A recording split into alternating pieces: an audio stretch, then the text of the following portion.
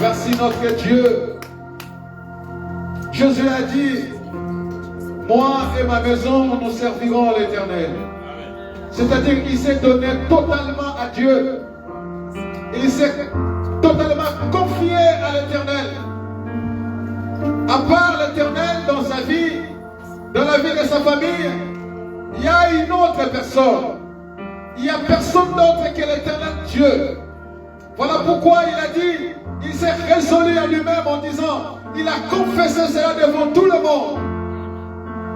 Moi et ma maison, moi et ma famille, moi et tout ce que je possède, nous servirons l'Éternel. En dehors de lui, il n'y a personne d'autre. Aujourd'hui, si tu as la voix, tu peux parler, on peut t'écouter. Ce sont des gestes simples. Nous ne cessons de le répéter. Chaque matin, tu te lèves, tu fais toutes tes mesures comme il faut. Ce sont des gestes simples. Mais allez voir dans les hôpitaux, allez voir ceux qui sont sur le lit de l'hôpital maintenant. Il faut un médecin, il faut un infirmier, une infirmière pour pouvoir les tenir, l'accompagner aux toilettes, faire le besoin. Il faut un acte médical. Mais toi, tu le fais gratuitement, bien-aimé dans le Seigneur. Qu'est-ce que tu peux donner à l'Éternel? Qu'as-tu donné? Est-ce que tu mérites la faveur que l'Éternel t'a offerte? Alléluia. Combien se sont réveillés avec leurs enfants, avec le mari, avec la femme? Mais au moment où nous parlons, c'est le pleurs et les graissements des dents. Alléluia. La femme est partie, la maman est partie, le mari est parti. Bien-aimé dans le Seigneur, tu as tout en toi. Tes enfants sont en train de jouer. Tes filles, tes fils sont en train de jouer tranquillement. Alléluia. Tu les vois venir t'enlacer, te serrer dans leurs bras. Qu'est-ce que tu as donné à l'Éternel pour toutes ces choses? Qu'est-ce que tu as offert à Dieu? Tu étais séparé de ton enfant, de ton fils, de ta fille. Elle est revenue, il est revenu en vie dans la maison. Qu'est-ce que tu as donné à l'Éternel? Oh, le roi des nations. Alléluia. Pas parce qu'il était sage, pas parce qu'elle était sage, mais c'est parce que le Seigneur Dieu l'a protégé. Dieu l'a donné la vie. Dieu était avec lui. Qu'est-ce que tu as donné à l'Éternel? Yeshua, notre Seigneur, notre Dieu, nous t'évoquons parmi nous le roi des nations. Manifeste-toi, Seigneur Dieu. Voilà pourquoi nous te donnons tout ce que nous avons, Seigneur éternel. Merci Jésus. Alléluia.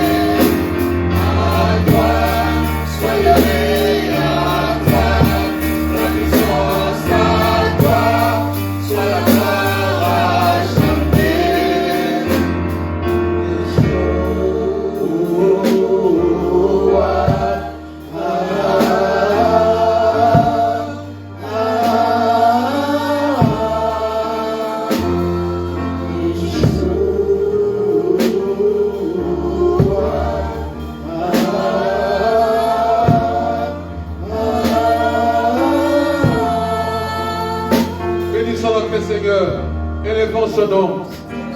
Cite les bienfaits de l'Éternel. Énumère-le devant la grâce de Dieu. Commence à dire, je te bénis pour ça.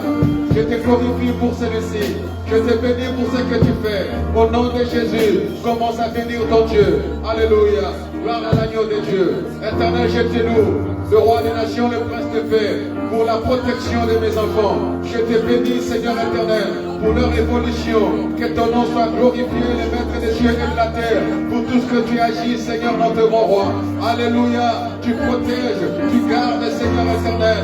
Oh Dieu d'amour, pendant les moments de nos détresses, Seigneur éternel, tu es là, tu es à notre côté, Seigneur, notre grand roi. Oh, le prince de paix, qui est comme toi, l'agneau de Dieu. Que ton nom soit loué, Seigneur éternel. Nous te rendons grâce, le roi, pour cette église. Nous bénissons ton nom, le roi des nations. Alléluia, pour le peuple que tu protèges, Seigneur. Nous te rendons grâce, Seigneur, pour les nations. Aujourd'hui, notre bon roi, ceux qui vivent en paix, Seigneur Dieu. Nous te bénissons encore, le roi des nations. Alléluia. Même dans les hommes de combat, tu protèges ceux qui sont des bien-aimés. Le tout-puissant, le roi des nations. Tu fais défier, Seigneur, les forces des mal. Les obéis, Seigneur, les membres. Le roi des nations a fait le pouvoir à Dieu, le roi des nations, pour que leur famille, Seigneur, puisse vivre dans la paix. Yahweh, nous te rendons grâce. Les orphelins ont été mangés aujourd'hui grâce à toi, Seigneur éternel. Le verbe a été protégé par ta gloire, oh, le roi des nations, le roi des saints, le roi d'Israël. Nous te bénissons, oh, toi, le Saint de Dieu. Que ton nom soit loué, prince de paix. Merci, Seigneur Jésus. Merci, le roi des rois. Merci, Seigneur. Tu es le seul, Seigneur, qui a dominé sur les eaux. La force, Seigneur, est devant. Non, rien n'est, Seigneur, devant toi, le prince de paix. Alléluia. Merci, Jésus. Tu confirmes ta divinité. À chaque instant que nous nous approchons de toi, tu nous fais vivre ta gloire, ta puissance, Seigneur éternel. Oh Dieu, en toi, le prince de paix, nous avons vu les coups de la délivrance, Seigneur éternel. Et nous vivons en paix, en toute liberté, Seigneur, notre bon roi. Alléluia. C'est qui triomphe de nous, Seigneur, autrefois. Seigneur, notre grand roi, le prince de paix. Tu as écrasé sa tête, Seigneur Jésus. Alléluia. Tu nous as donné, Seigneur, notre grand roi, la victoire. En ton amour, Seigneur, nous sommes appelés plus que vainqueurs. Oh Jésus. Merci, Seigneur. Que ton nom soit loué, les rois de nations. Merci, Jésus. Merci, le roi des rois. À toi la gloire. À toi la puissance. À toi l'élévation. À toi la paternité. À toi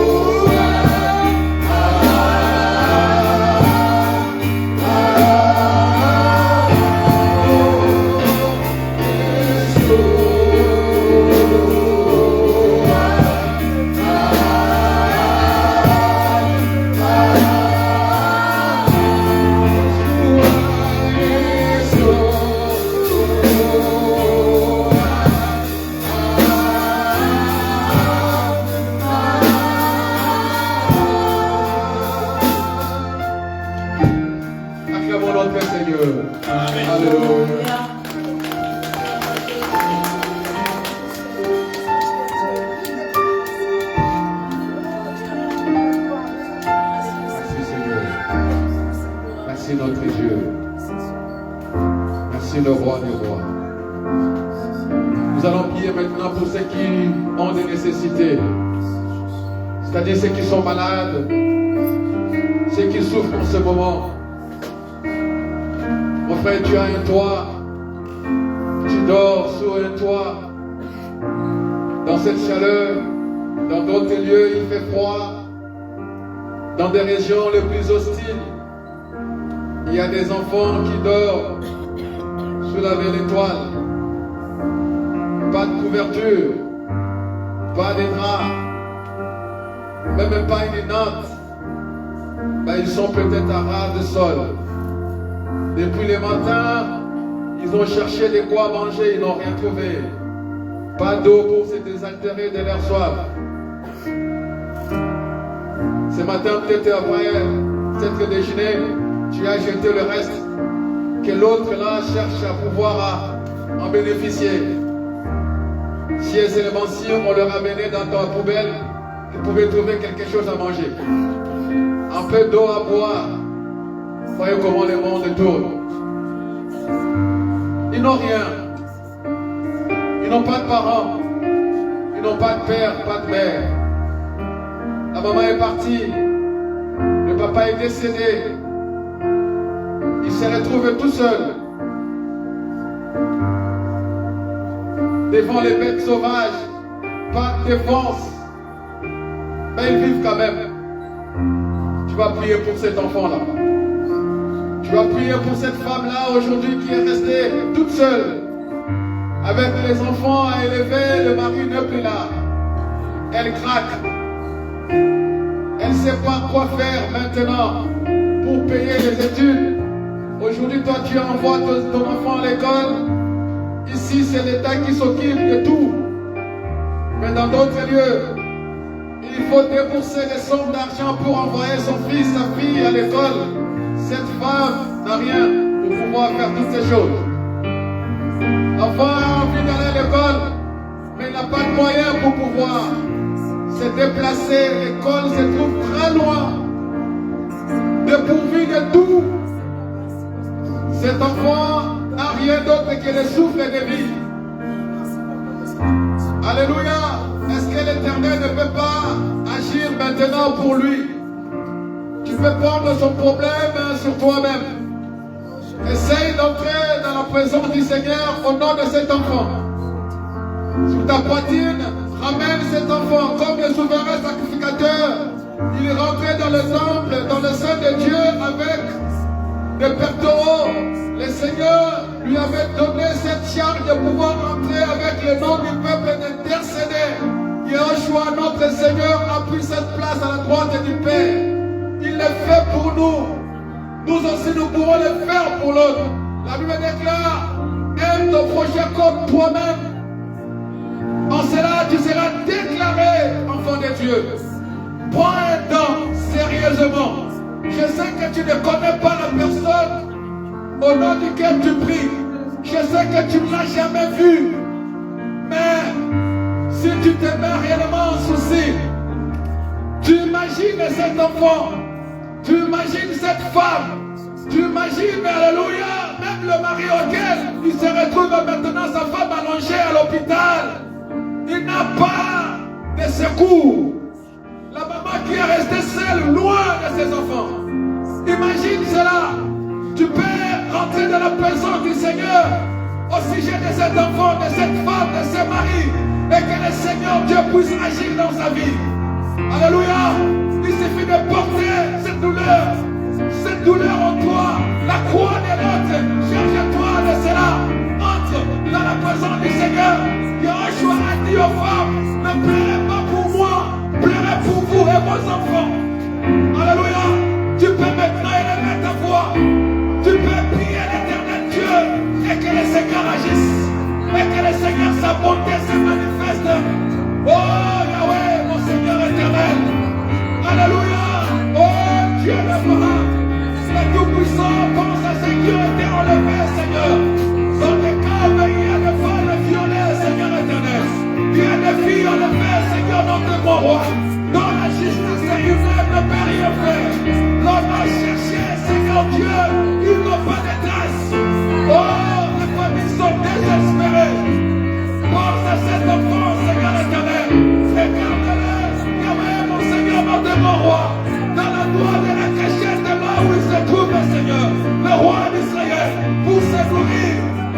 ta fille, Seigneur, est obligée d'aller se prostituer, Seigneur éternel.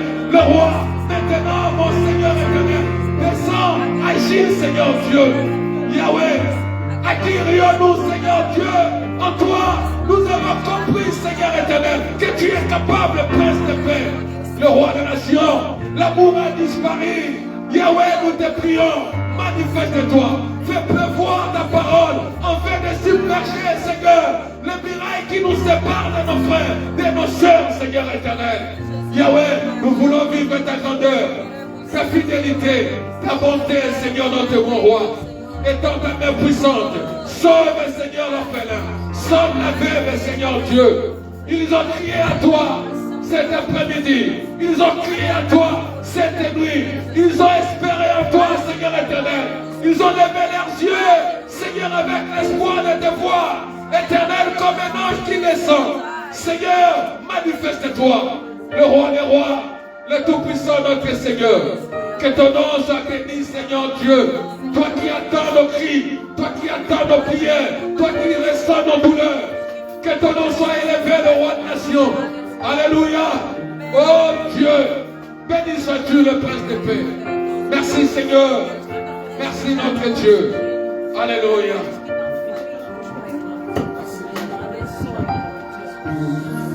Alléluia. Oh, Seigneur notre Père, nous bénissons ton nom. Alléluia. Sous cet immense bonheur, Alléluia, et tu as mis dans mon cœur, Alléluia, je veux te chanter, Seigneur, Alléluia, oui, Jésus est mon sauveur, Alléluia, cet immense bonheur, Alléluia,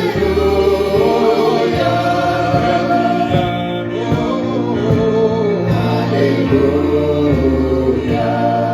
je veux te chanter, Seigneur, Alléluia,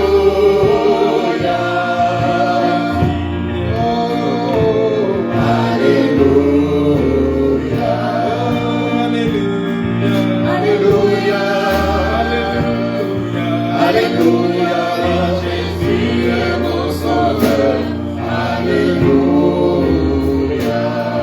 Alléluia, Alléluia, Alléluia, Alléluia, Jésus est mon sauveur, Alléluia, chaque jour, à chaque instant, Alléluia, tu as ta demeure, Alléluia, ma vie soit une fleur, Alléluia, vraiment plein pour toi, Alléluia, chaque jour, à chaque instant, Alléluia, maman, tu as ta demeure, Alléluia, ma vie soit une fleur, Alléluia, vraiment plein pour toi, Alléluia, je redirai encore, Alléluia, que pour moi Jésus est bon, Alléluia, pourquoi je l'adore, Alléluia, seul est tout mon trésor, Alléluia, oh, Alléluia, Alléluia, Alléluia, Alléluia, Jésus est mon sauveur, Alléluia. Seigneur, nous te disons merci pour ton amour, pour ta bonté, pour ta fidélité. Parce que tu es Dieu, parce que tu es Père, parce que tu es le roi des rois, parce que tu es le Seigneur de gloire. C'est toi qui as bien voulu que nous soyons là encore cet après-midi pour écouter ta parole. Béni sois-tu, Père. Merci pour tout. Merci pour la grâce. Merci pour la paix. Merci pour la bénédiction. Merci pour ton nom qui est glorifié. Au nom de Jésus. Est-ce qu'on peut acclamer le Seigneur? Alléluia.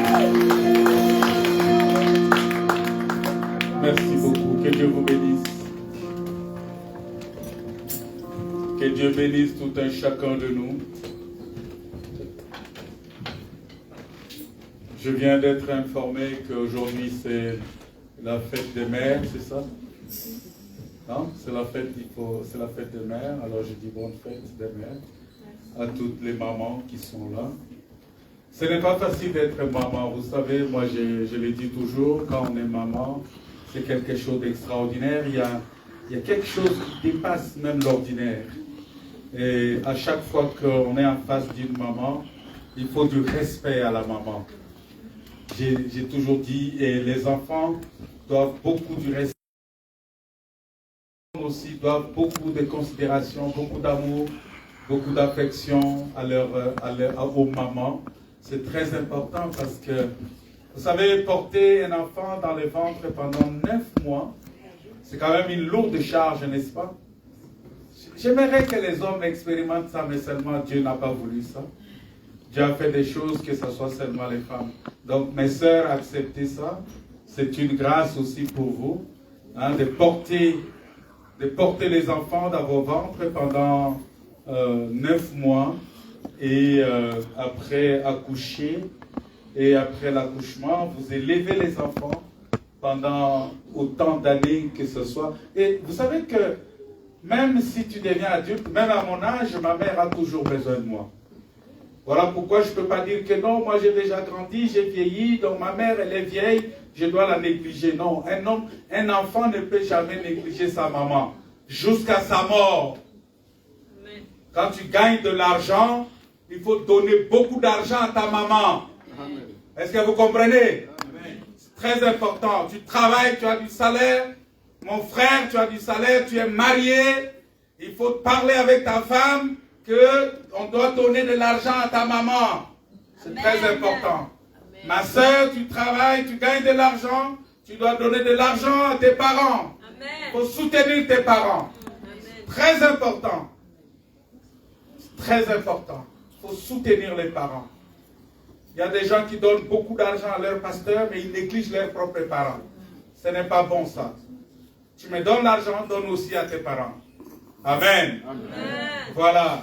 Tu gagnes le salaire, tu dis, oh non, je vais donner la part du Seigneur au serviteur. Mais quelle est la part de tes parents?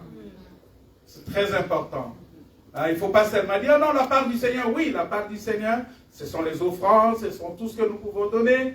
Mais il y a aussi la part de tes parents. Donc, il faut envoyer l'argent à tes parents. C'est très important.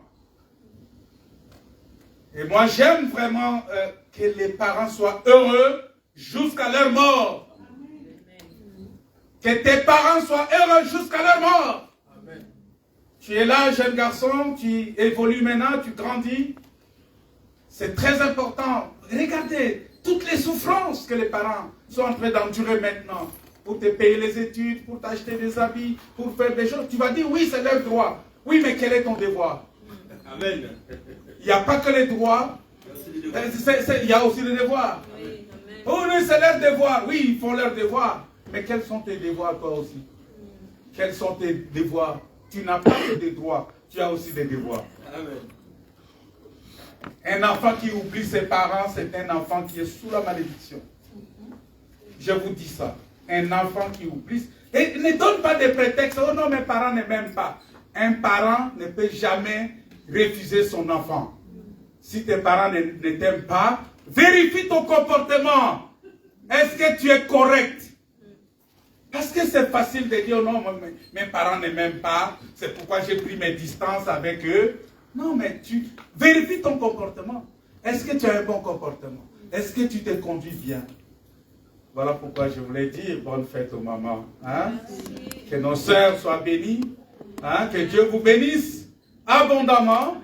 Que Dieu vous donne de la force. Aujourd'hui, c'est la fête de maman, ma sœur Cynthia. Tu ne savais pas? Ah ouais? Jackie ne t'a pas souhaité bonne fête de mère? Le premier à le faire? Ah donc tu savais? Ah voilà, donc bonne fête de maman. Comme Diagui t'a déjà fait ça, c'est important. Vous voyez, donc Emmanuel, tu as souhaité bonne fête de maman à ta maman? Pas encore, c'est ça? Ben, il faut le faire, c'est important. Hein? Les enfants, vous devez souhaiter, vous devez vraiment vouloir que vos mamans soient heureuses, soient en paix. Hein?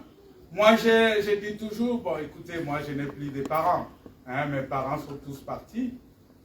Peut-être s'ils étaient là encore, j'aurais dû faire la même chose. Hein? Et voilà, donc maintenant, j'ai dit à mon garçon, écoute, c'est maintenant ton tour. Tu dois grandir, tu dois étudier plus que moi. Parce que là où je ne suis pas arrivé, toi, tu dois arriver.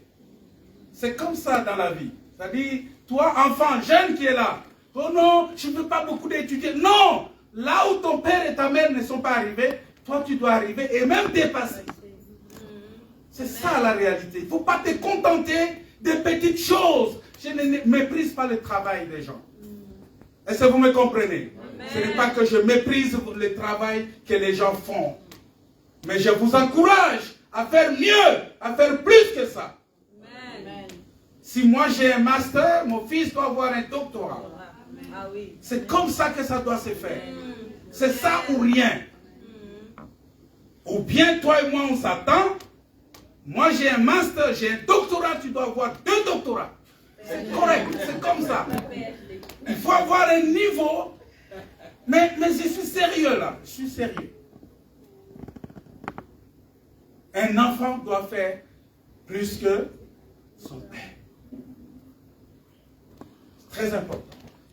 Maëlys, ça va? Voilà. Un enfant doit faire plus que ses parents. Et je veux, avec mes frères qui sont ici, que Dieu me garde encore. Hein, de vous voir grandir, de vous voir évoluer. Albert, que vous devenez grands. Vous devenez des grandes personnalités. En occupant de grands postes. C'est très important. Et je veux vraiment, ma prière, c'est que Dieu bénisse tous nos enfants. Amen. Alléluia. Amen. Que Dieu bénisse tous nos enfants et que nos enfants prospèrent, que nos enfants progressent, que nos enfants soient des enfants bénis de Dieu. Alors les parents, vous devez aussi remplir vos devoirs vis-à-vis des enfants. Il ne faut pas négliger les enfants. Il faut toujours être là pour vos enfants, il faut toujours soutenir les enfants. Il ne faut pas dire non, moi, son affaire-là, je ne suis plus dedans. Non, tu es dedans. Parce que l'enfant n'a pas demandé d'être né. Est-ce que vous avez déjà vu un enfant qui a réclamé non, je veux être né? C'est vous qui cherchez les enfants. C'est nous qui avons cherché les enfants. N'est-ce pas? Ce sont les parents qui cherchent les enfants. Vous avez déjà vu un enfant? Hey, ma fille qui est là derrière, est-ce qu'elle t'a demandé de naître? Alors, c'est toi-même qui as cherché l'enfant. Donc l'enfant est venu parce que tu l'as voulu. Ah, il faut que tu t'en occupes. C'est très important. Tu ne peux pas dire non, c'est pas mon enfant. Oh non, je ne peux pas. Oh non, cet enfant-là. Il y a des hommes aussi responsables qui laissent la charge des enfants seulement à leur maman. Et après, ils reviennent, ils commencent à dire, oh non, c'est mon fils, c'est ma fille, c'est mon fils. Mais quand la maman souffrait avec l'enfant, tu étais où? Qu'est-ce que tu faisais? Irresponsable. Tu dois remplir ton devoir. Amen. Amen. C'est très important. Je sais. Ne vous en faites pas, je sais. Je sais qu'il y a des femmes qui sont toujours insatisfaites. Même si l'homme fait des choses, il y a certaines femmes qui ne reconnaissent jamais les efforts des parents, des papas. Il y en a, je sais. Ça n'a pas commencé aujourd'hui, même dans la Bible, il y en a. Il y a des femmes dans la Bible qui n'ont jamais reconnu l'effort des papas sur les enfants. Mais mon frère continue seulement à faire papa. Amen. Amen. Frère Jean-Ronex continue toujours à faire ta part. Continue toujours à aimer tes enfants. Dieu t'a donné de belles filles. Vous voyez? Tu as de belles filles. Et il faut continuer toujours à les soutenir. Voilà.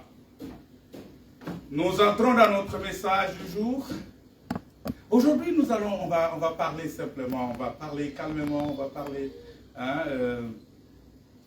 nous continuons à parler de comment réagir face à nos problèmes, toujours, mais avec un petit sous-thème qui est notre Dieu ne dort ni ne sommeille. Notre Dieu ne dort ni ne sommeille. N'est-ce pas? Est-ce que vous n'avez jamais lu ça? Notre Dieu ne dort ni ne sommeille. Dieu ne dort pas. C'est-à-dire, nous voulons parler, nous sommes toujours dans la dynamique de la divinité de Jésus. Nous sommes toujours dans cette dynamique-là.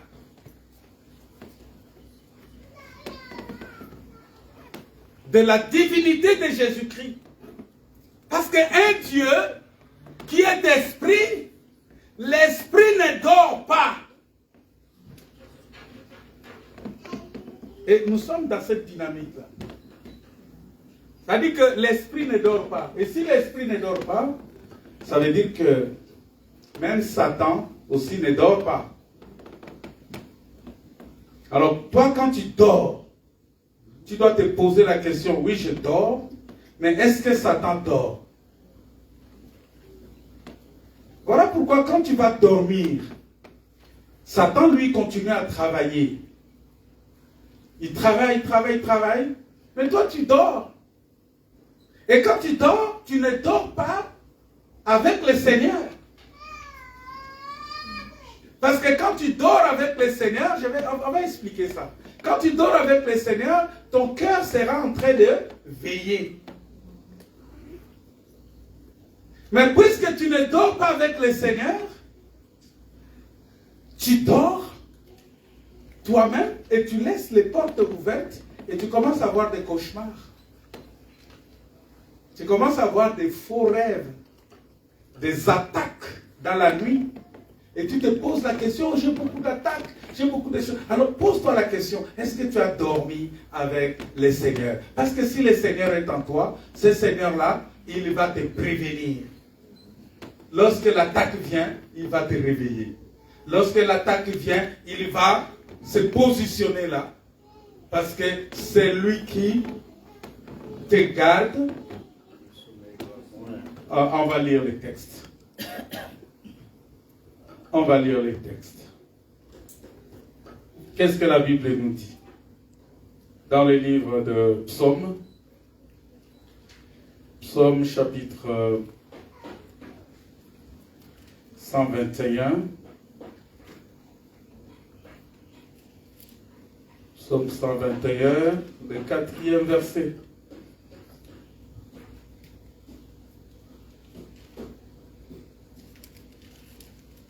Le 4e verset. Dans ma version, on dit, ne fermez pas les yeux. C'est Dieu là. Voici ne sommeil ni ne dort, c'est lui qui garde Israël.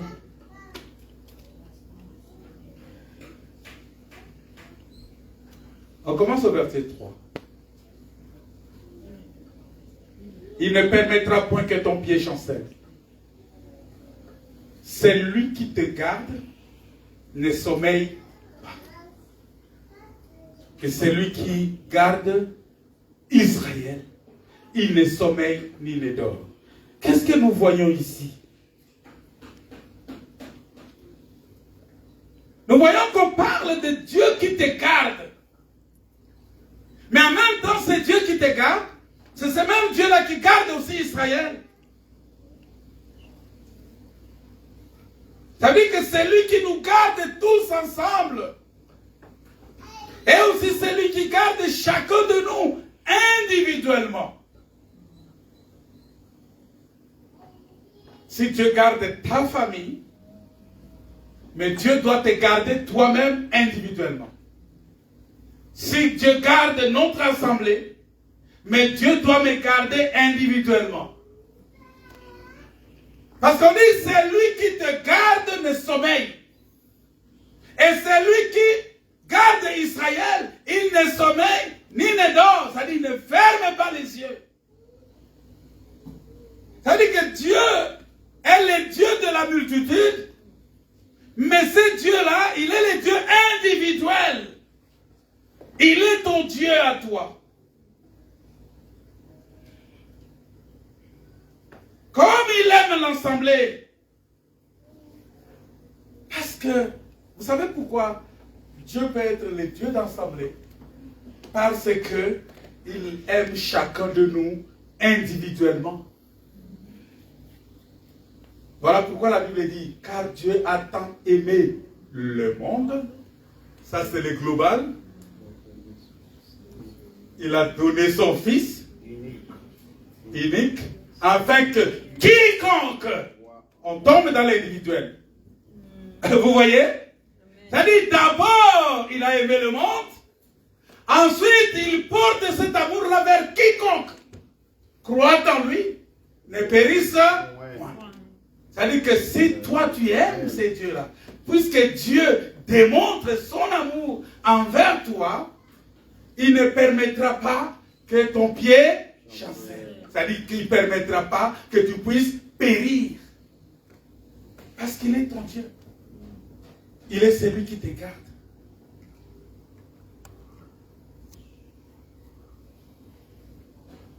Oh, bien-aimé, tous ceux qui se tourmentent,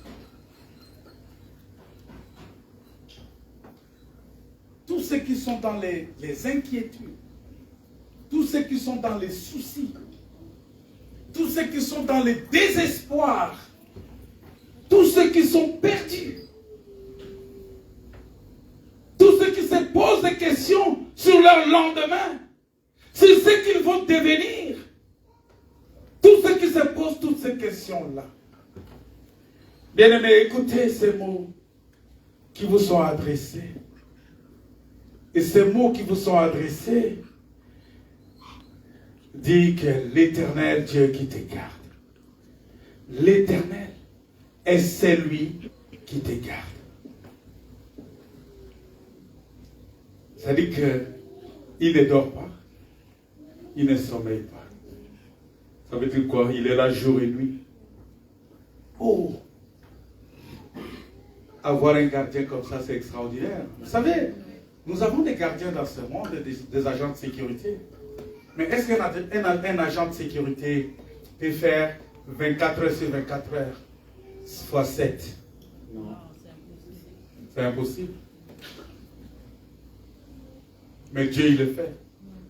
24 heures sur 24 heures, 7 fois. Amen. La Bible dit, c'est lui qui te garde. Il ne sommeille, ni ne dort. C'est lui qui te garde. Mon gardien. Je ne dis pas ange gardien, ne déformez pas mes propos. Je ne parle pas d'ange gardien. On dit c'est lui qui me garde. C'est-à-dire la personne qui me garde là, c'est l'Éternel. Et Dieu qui me garde, la Bible dit qu'il ne dort ni ne sommeille. Voilà pourquoi il est important.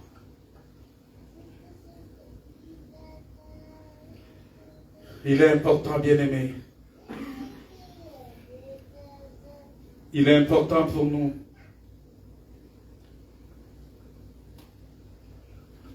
Parce que si nous ne comprenons pas ces choses, nous sommes les plus malheureux. Nous sommes les plus malheureux. Voilà pourquoi, bien-aimés dans le Seigneur, la Bible dit que c'est lui qui nous garde.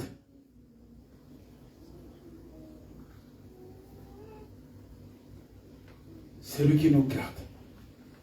Il ne dort.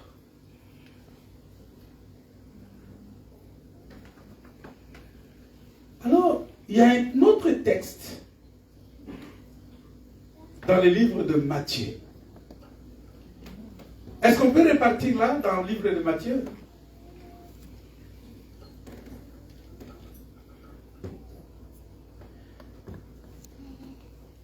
Dans le livre de Matthieu,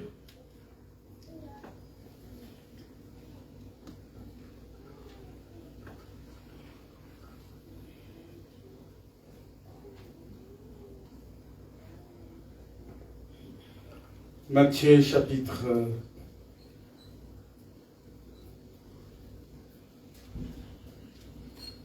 8, verset 23 à 24. C'est là où nous voulons véritablement comprendre. Matthieu 23, Matthieu 8, chapitre 8, verset 23.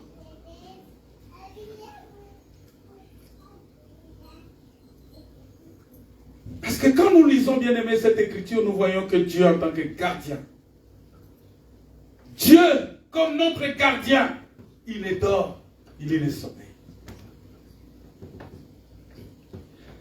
Mais je te conseille de recruter ces dieux-là, ces gardiens-là, n'est-ce pas? Qui a besoin d'être gardé, des vrais gardes du corps. Parce qu'on dit c'est lui qui te garde. Même les pasteurs, vous savez, il y a beaucoup de pasteurs aujourd'hui qui se promènent avec des militaires. Vous savez pourquoi ça? Parce que ce sont des faux, ils sont dans la politique. Quand vous voyez un pasteur qui soutient un politicien de ce monde, c'est un païen. Il y a beaucoup de gens qui disent que toute autorité vient de Dieu. Je vais vous dire une chose. Quand la Bible a dit que toute autorité vient de Dieu, c'est de quelle autorité dont la Bible parle? Parce que dans la Bible, autrefois, c'est Dieu qui désignait les rois. C'est Dieu qui désignait les rois. Voilà pourquoi la Bible dit que toute autorité vient de Dieu. Et Dieu a pris son autorité, il l'a donnée à ses rois et à ses magistrats. Dans les temps anciens, tous les rois étaient établis par Dieu. Et on appelle ça la théocratie. Et au fil des temps, on va introduire la démocratie. La démocratie ne vient pas de Dieu. Le pouvoir par le peuple pour le peuple. C'est-à-dire le peuple qui décide. Et finalement, le peuple ne décide rien. Vous voyez comment on est en train de manipuler les gens. On dit la démocratie, c'est le peuple qui décide. Mais finalement, le peuple ne décide rien. Ce sont eux-mêmes qui se sont réunis là-bas, ils décident tout pour vous. C'est un gros mensonge. Voilà pourquoi un enfant de Dieu ne peut pas faire la politique de ce monde. J'insiste toujours là-dessus. Maintenant, si tu es libre, tu veux aller faire la politique. Regarde les tonnes de mensonges qu'il y a dans la politique. Regardez les hommes politiques. Quand ils sont encore dans l'opposition, les discours qu'ils tiennent, quand ils arrivent au pouvoir, les discours qu'ils tiennent, c'est les jours et la nuit. Et toi, en tant que chrétien, quand tu rentres dans ce courant-là, ils vont t'embarquer aussi dans ce courant. Tu vas défendre l'idéologie politique de ton parti. Mais tu deviens esclave de ton parti. La Bible interdit à un enfant de Dieu d'être membre d'un parti. Un enfant de Dieu ne peut pas être membre d'un parti politique. Oh, je suis pour tel. Oh, je suis pour tel. La Bible interdit ça. Notre seul parti, c'est la parole de Dieu, c'est Jésus-Christ. Amen. C'est tout. Oh, je suis de tel parti politique. Je suis de tel... Bon, frère, est-ce que vous voulez que je vous dise la vérité? Oui. Amen. Non, mais acceptez que je vous dise, même si ça fait mal, parce que je sais qu'il y a des gens qui aiment la politique ici. Même si ça vous fait mal, mais acceptez cela au moins. Au moins, je vous dis la vérité, mais après, si vous voulez aller faire, allez faire. Amen. Je le vis tout le temps. Je ne peux pas rentrer dans des polémiques inutiles. Regardez chez moi au pays, au Congo aujourd'hui, toutes les chaires des églises sont transformées en chair pour prêcher aux gens les changements de constitution. Mais c'est malhonnête. C'est malhonnête. Comment? Bon, vous soutenez ce président-là. Quand l'autre va venir, vous allez vous réorganiser encore pour le détester. C'est malheureux. On met ça de côté. D'accord? pourquoi nous devons faire très attention. Vous allez voir ces autorités-là, ces pasteurs-là, ils se font entourer des gardes du corps de ce monde, n'est-ce pas? Ils ont des militaires qui les gardent. Alors qu'ils ont un gardien qui ne dort, qui ne sommeille. Mais si c'est un vrai, si c'est quelqu'un qui sert vraiment ces dieux-là, est-ce qu'il a besoin encore de gardes du corps de ce monde? Non. Ça veut dire que ce sont des faux. Ce sont des païens. Ce sont des gens qui se sont retrouvés là pour arnaquer les gens seulement, ramasser de l'argent. Quand ils prêchent, ils disent amenez, amenez, amenez. Je vais bénir. Qui a 500, il donne. Qui a 1000, il donne. Je vais vous bénir.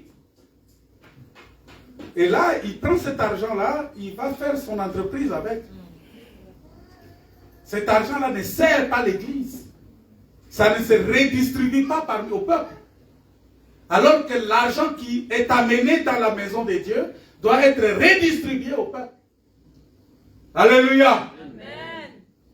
Bon, il faut qu'on fasse une bonne caisse des offrandes. Parce que celle qui est là, c'est toujours discret, les gens ne voient pas bien. Il y a des gens qui viennent avec leurs offrandes et qui des fois rentrent avec, c'est pas bon. Il faut donner les offrandes. Et ces offrandes-là, c'est pour servir ici.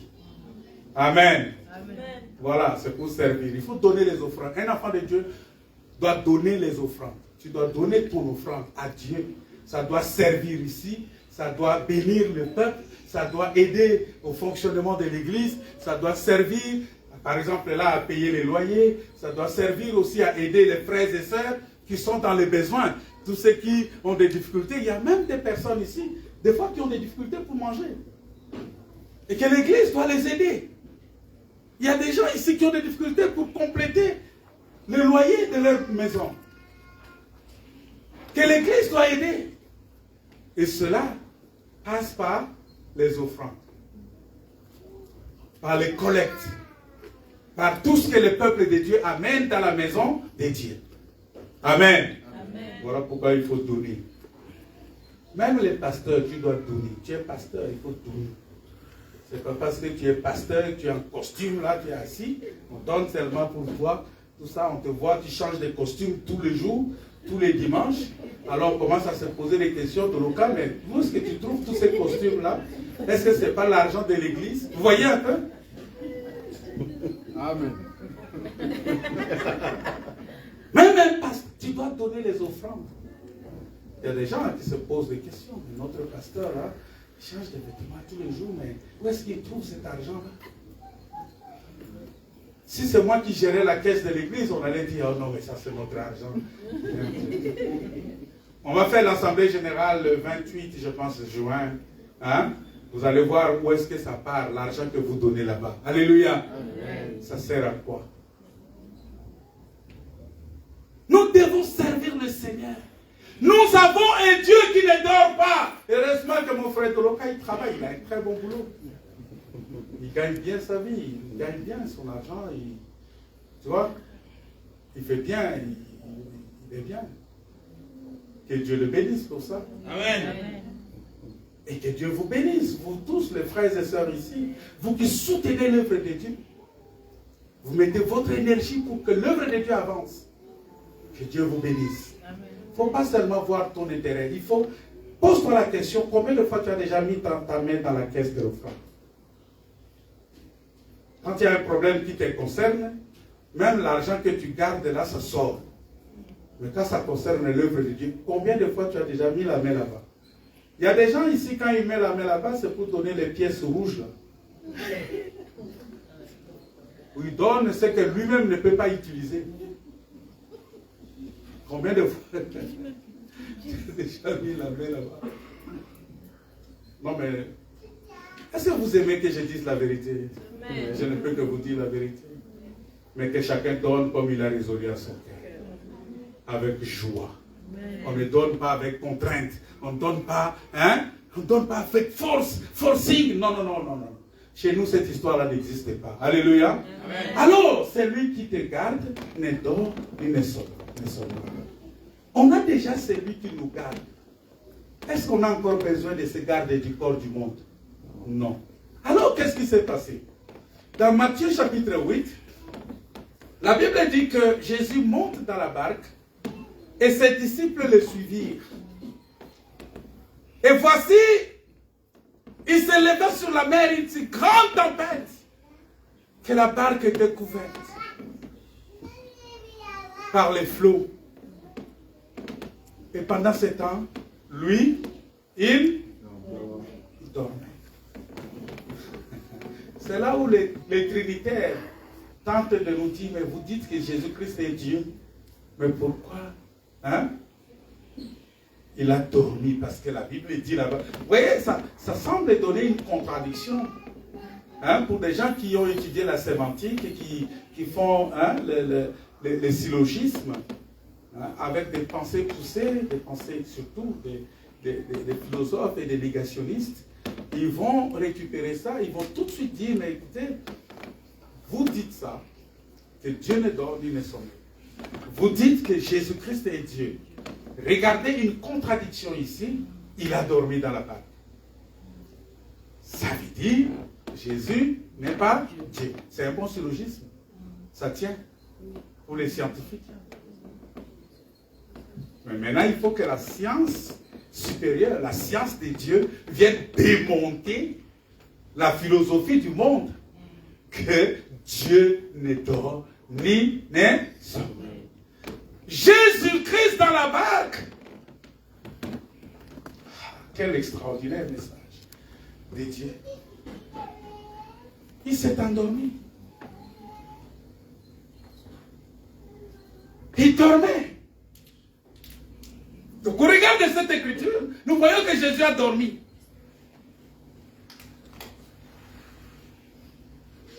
Et voilà, parce que et beaucoup vont dire, mais Jésus ne pouvait pas dormir parce que Dieu c'est un veilleur. Dieu c'est quelqu'un qui garde, il nous sécurise 24 heures sur 24 heures fois 7. Amen. C'est quand Dieu dort, ça dit que tu n'as plus de gardien. Alors je comprends ces trinitaires-là, ces pasteurs-là, hein, n'est-ce pas? Vous voyez tous ces pasteurs qui ont des gardes du corps de ce monde. Pour eux, ils disent qu'à un certain moment, Dieu dort. Et puisque Dieu dort, ils ne peuvent pas avoir Dieu comme leur gardien. Ils vont utiliser en même temps les gardiens. C'est-à-dire, pour eux, les gardes de ce monde vont combler le moment où Dieu va dormir. Vous voyez une contradiction des pasteurs. Des pasteurs qui se promènent avec des gardes du corps. Ils savent que pour eux, Dieu dort. Alors il faut prendre des gardes. Mais moi je sais que Dieu ne dort pas. Amen. Alléluia. Amen. Ah, nous allons expliquer le sommeil de Jésus dans la barque. On va expliquer ça maintenant. Vous savez, bien aimé dans le Seigneur, dans la barque, quand on parle du sommeil de Jésus-Christ, c'est simplement ce que la Bible appelle le silence de Dieu. C'est ça, le sommeil de Jésus, c'est le silence de Dieu. Vous savez, ça vous arrive, je ne sais pas si ça vous arrive. Vous priez, vous avez besoin de réponse, mais vous n'avez pas la réponse. Et vous vous posez des questions, mais est-ce que Dieu m'attend ou pas? Des fois, ça peut vous énerver. Vous commencez à vous poser beaucoup de questions, mais Seigneur, mais est-ce que tu m'entends? Dieu, je te parle. Regarde, j'ai toujours des problèmes, des difficultés, les mêmes situations. Ma maladie ne termine pas. Ma crise financière ne s'arrête pas. Mes difficultés, les problèmes de mes enfants, ça ne s'arrête pas. J'ai toujours des problèmes. J'ai toujours des maux de tête, Seigneur. Mais est-ce que tu m'attends? Mais entre-temps, Dieu garde silence. Bien-aimé, le silence de Dieu.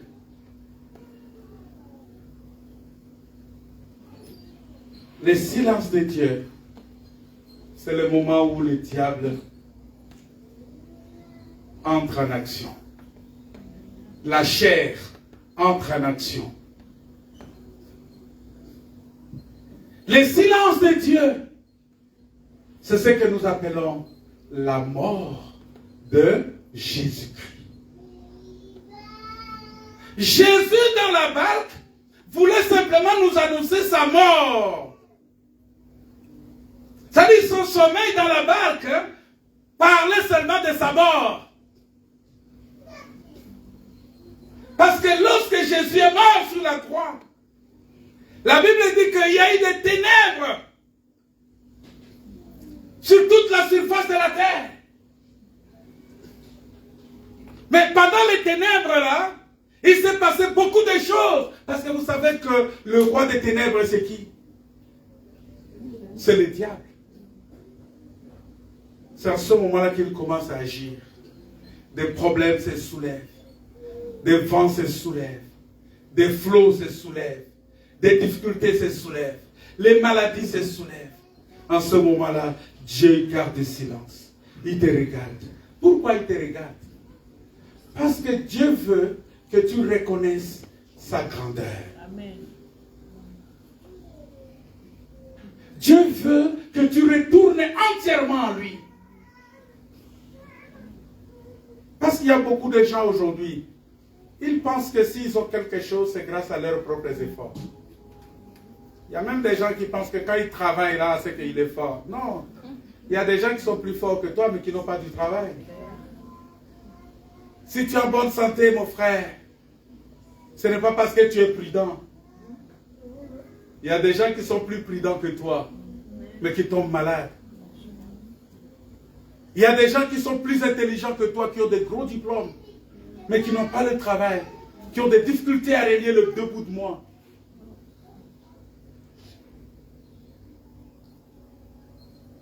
Voilà pourquoi lorsqu'il y a l'orgueil en toi, Dieu va garder silence.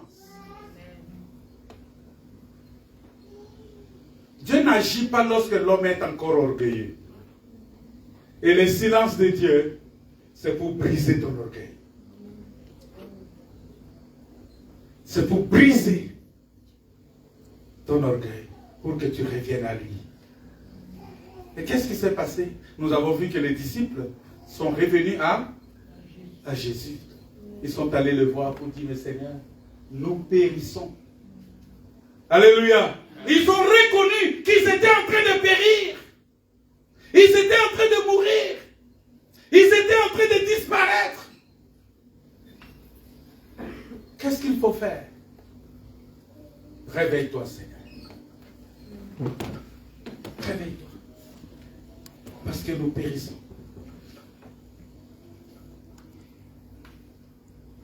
Nous périssons.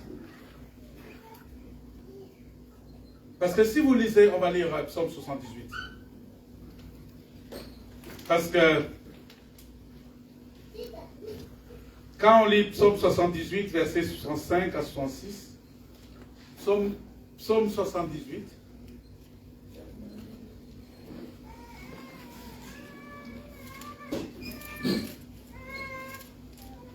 Psaume 78, versets 65 à 66.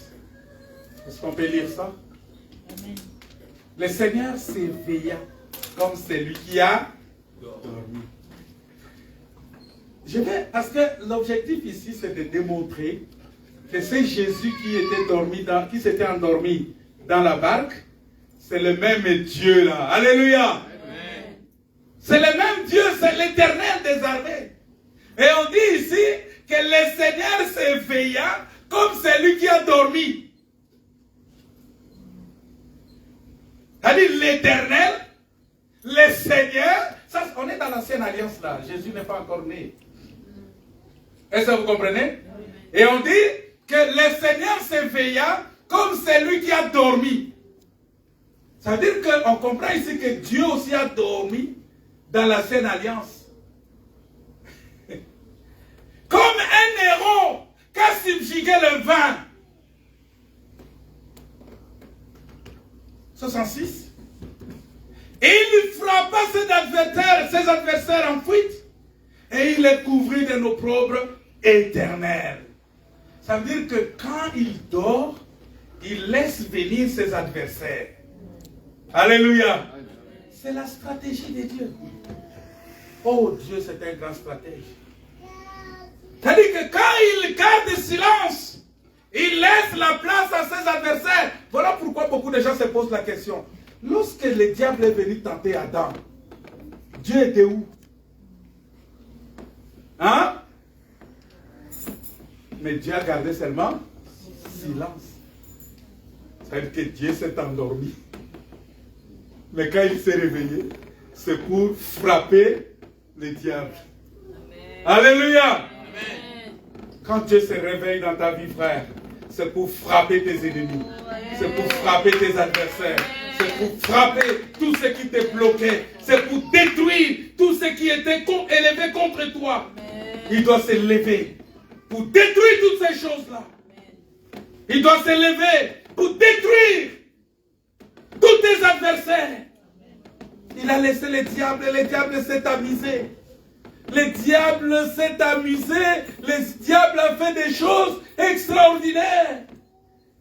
Il est venu, il a séduit Ève. Il était content d'avoir gagné. Mais il ne savait pas que Dieu l'avait tendu juste un piège. Oui. Vous savez, si vous lisez dans les livres de Genèse 49, je vais chercher l'écriture, Genèse 49, vous allez voir qu'on présente Dan comme un serpent qui se met en embuscade. C'est dans Genèse 49, je pense. On présente Dan, qui est le fils de Jacob, comme un serpent qui se met en embuscade. Il mord les cavaliers. Les cavaliers, il vient avec force. Il vient pour aller vaincre. C'est ce qui est dit dans Apocalypse chapitre 5, si vous lisez, chapitre 6, si vous lisez là-bas, lorsqu'on parle de cheval blanc et celui qui est monté. Et il vient avec force, il vient avec l'idée de gagner les enfants de Dieu, avec l'idée de dominer, avec l'idée. Ah voilà, Dan sera un serpent. Que Dieu te bénisse, mon frère. Dan sera un serpent sur le chemin, une vipère sur les sentiers, mordant les talons du cheval pour que les cavaliers tombent à la renverse. C'est ça la stratégie de Dieu. C'est-à-dire que quand Dieu se tait, ne pense pas que Dieu t'a abandonné. Alléluia. Amen. Il veut d'abord que le diable puisse sortir toutes ses griffes. Comme ça, lui, il vient, il détruit l'ennemi. Alléluia. C'est vrai que ça peut faire mal. Tu peux te poser des questions, mais Seigneur, pourquoi tu m'exposes à ces choses? Non, il ne t'expose pas. Il expose le diable. Mais c'est vrai que tu vas souffrir, tu seras victime collatérale. Tu vas souffrir de cette douleur-là, de cette situation, aussi atroce que soit-il. Aussi atroce que soit-elle cette situation, mais sache que le Seigneur le fait pour finir par détruire ton ennemi. Amen.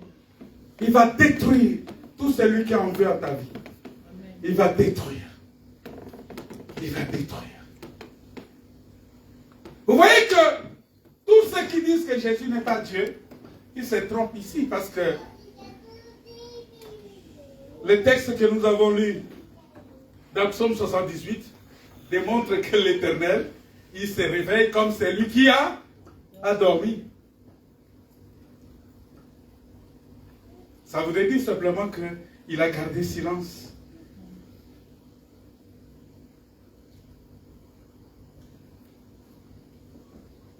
Mais dans Psaume 83, verset 2, nous voyons que Dieu ne doit pas se taire. Il ne doit pas rester en silence.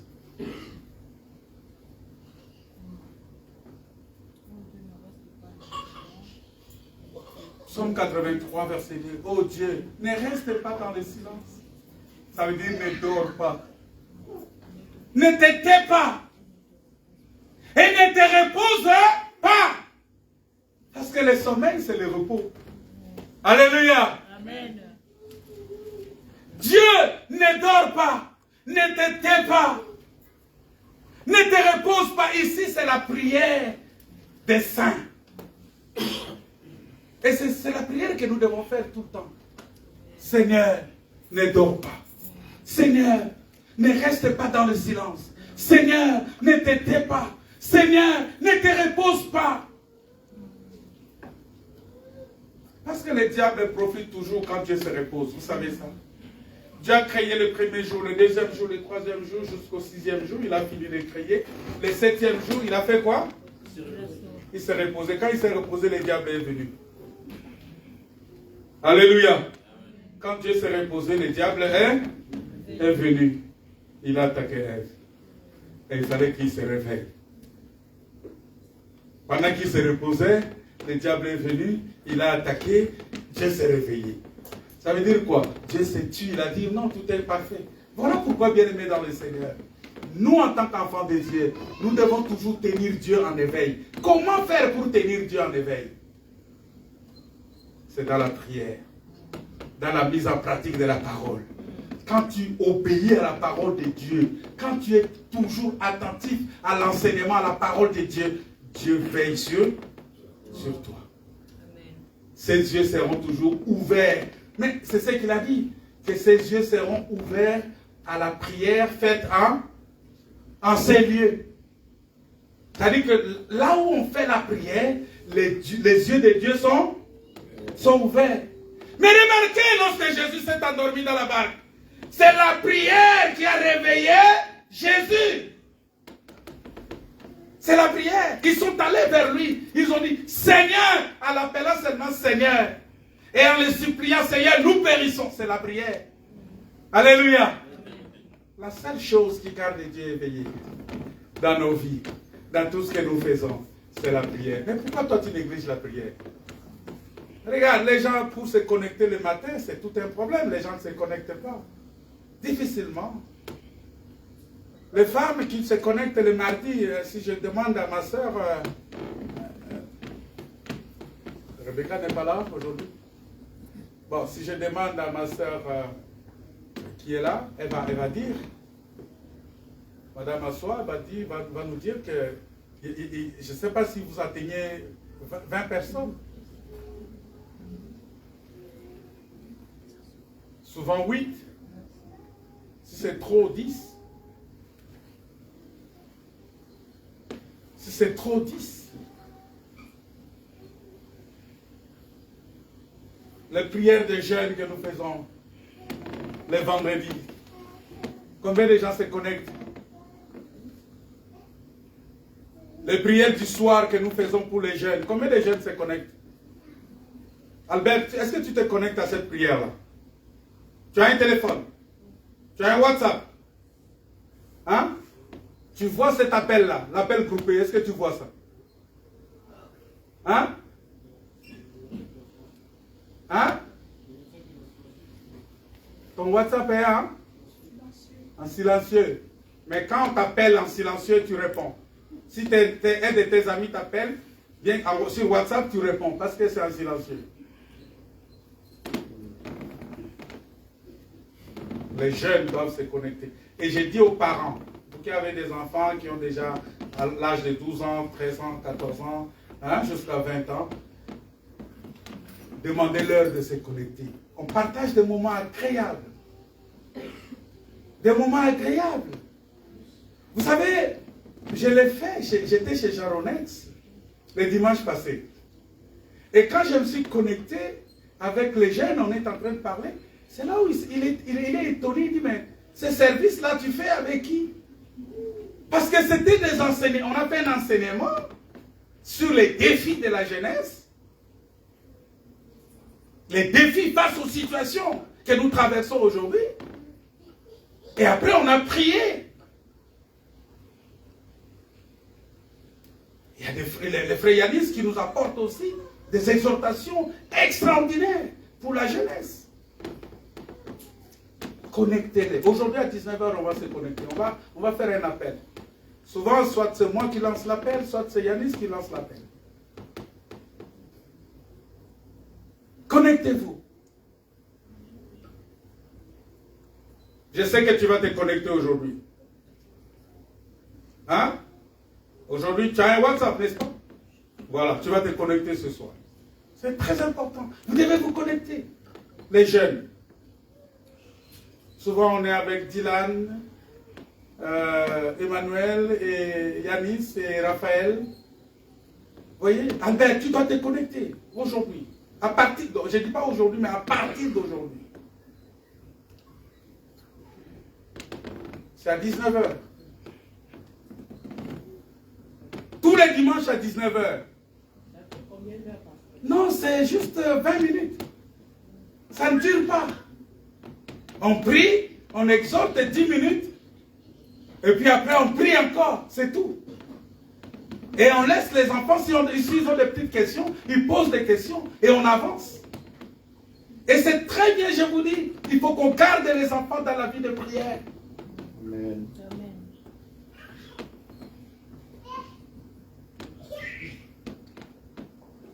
C'est la seule chose qui peut réveiller les enfants, qui peut nous réveiller, qui peut réveiller Dieu. Alléluia. Amen. Si nous voulons que les yeux de Dieu soient sur nous, restons à prière. Parce qu'il dit, mes yeux seront ouverts à la prière faite à Dieu. C'est-à-dire, ici à la prière dans ta vie, les yeux de Dieu seront ouverts sur toi. C'est ça la parole de Dieu. Dieu ne dort pas. Mais je vais encore dire, Dieu dort pour ceux qui lui tournent le dos. Alléluia. Amen. Si tu tournes le dos à Dieu, Dieu dort. Mais si tu pries, les yeux de Dieu sont ouverts sur toi. Voilà pourquoi nous devons rester dans la prière. Bien-aimés, le sommeil de Dieu est égal au silence de Dieu. Le sommeil de Dieu, c'est lorsque Dieu s'éteint. C'est lorsqu'il reste silencieux. C'est lorsqu'il n'agit pas pour son peuple. C'est ça le sommeil de Dieu. C'est lorsqu'il cache sa face. Voilà pourquoi nous disons toujours, Seigneur, ne me cache pas ta face.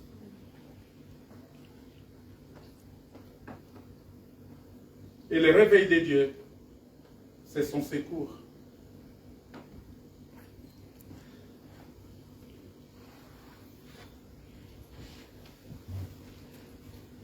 Vous savez pourquoi les disciples ont réveillé Jésus? C'était pour avoir son secours. Ils ont dit, Seigneur, nous périssons, nous avons besoin de ton secours. Si tu as besoin du secours de l'Éternel, tu vas réveiller Dieu. Ça dit quoi? Tu vas prier. Tu vas prier. Et si tu pries, tu vas demander le secours de l'Éternel.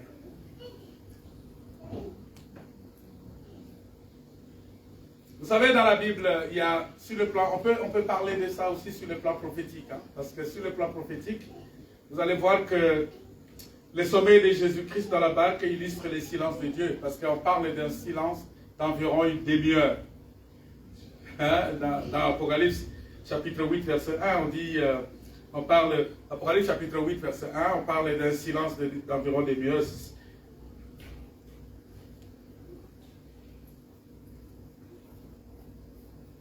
Ici, ça montre que quand les nations vont se lever pour menacer Israël, Dieu n'interviendra pas. Il va garder silence. Il ne va pas agir en leur faveur. Il va les laisser être traumatisés. Il va les laisser dans cet état de souffrance-là. Pour qu'ils reconnaissent qui est l'Éternel leur Dieu. Parce que les moments difficiles que nous traversons, c'est toute une école. Alléluia. C'est un enseignement. C'est une leçon. Je l'ai toujours dit. Tu sais, quand tu n'as pas l'argent du tout, tu n'as plus de travail, tu n'as plus d'argent qui entre, même 10 € va devenir très important.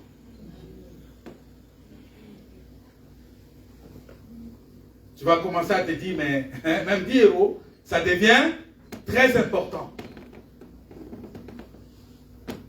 Mais lorsqu'il y en a, lorsqu'il y a beaucoup d'argent, les gens ont toujours tendance à oublier qu'il y a la disette.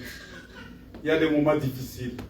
Alors Dieu fait venir les moments difficiles pour t'enseigner que, tu sais, quand tu as autant de bonheur, il faut savoir bien gérer. C'est pour cela qu'il a nommé Joseph comme étant gouverneur en Égypte, pour que pendant les temps d'abondance, qu'on puisse aussi épargner. Il y a beaucoup de gens ici qui n'ont pas de notion d'épargne. Beaucoup de gens ici. Pour eux, à chaque jour suffit sa peine. Oui, je suis d'accord avec toi. Tout ce qu'il gagne, c'est pour dépenser. Il n'a pas de notion d'épargne. Il ne garde rien. Et quand il y a une situation difficile qui se déclenche, alors il commence à courir de gauche à droite, il a les yeux rouges. Et il y a même d'autres qui fuient l'église à cause de ça, parce qu'il est en face d'une situation insupportable, il ne peut pas, il fuit. Il y a des gens, au lieu de venir prier, il fuit. Non, quand la situation est difficile, viens. Alléluia. Viens prier le Seigneur. Réveille Dieu. Quand la situation devient difficile, qu'est-ce qu'on fait? On réveille Dieu. On ne fuit pas. Les disciples n'ont pas fui. Les disciples ne se sont pas jetés dans l'eau. Alléluia. Amen. Quand il y avait le vent impétueux, quand il y avait la situation difficile, ils n'ont pas dit, oh bon, Seigneur, sauf qu'il paie ici. Chez nous en Swahili, on dit qu'il a moutou dans Djiyayake. Ça dit que chacun son chemin. Chacun prend sa route. À Lingala, on dit Mutuna Njila Naye. En Sango, on dit Zooko Konalegitilo. Ça, c'est quand tu vas en République centrafricaine, tu dis comme ça. Alors, on dit quoi en Bété, on dit quoi? Ah, tu ne connais pas en Bété. Voilà. On dit quoi en portugais? Chacun. Ah, voilà. Et on dit quoi en créole? Chacun prend sa voie. Chacun prend sa route. Tout le monde prend voiture. Ah. Voilà. En russe, on dit, en Kiev, on dit quoi? En ukrainienne? Ma soeur, dans ta langue, on dit quoi? Chacun prend sa route. Ça dit, il y a une situation ici. Alors, chacun prend sa route. Qu'est-ce qu'on dit? En ukrainienne. Langue ukrainienne, on dit quoi? Langue Kiev. En russe, on dit quoi? Ma soeur, on dit quoi en langue russe? Ah, voilà. Vous voyez? Voilà, ça dit que chacun prend sa route. Quand il y a un problème. Les disciples n'ont pas pris chacun sa route.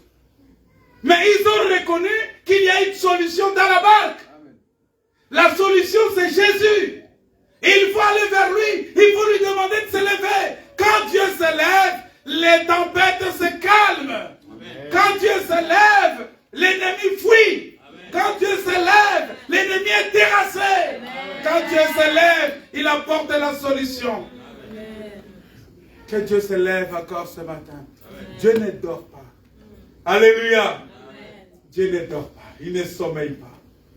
Il est vivant, il est puissant. Mais si tu lui tournes le dos, il se tait. Parce qu'il n'est pas, Dieu n'est pas dictateur. Hein?